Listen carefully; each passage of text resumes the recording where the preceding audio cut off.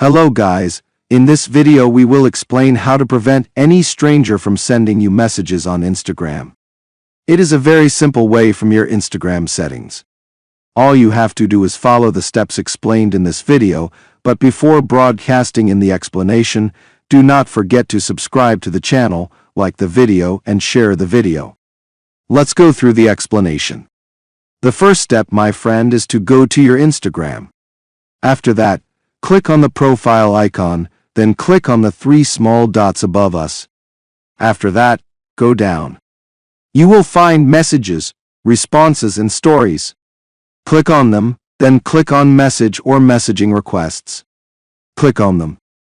After that, click on your followers. If you want to cancel receiving messages from your followers, click. You deactivate them from here. After that, you click on return. Here, you will find others, meaning others who can. Can they send you messages or not? Click on them. After that, you deactivate them from here. This was the topic of today's video. I hope you liked it and benefited. For any inquiries, any problems or suggestions, write them in the comments and we will meet in an upcoming video hopefully.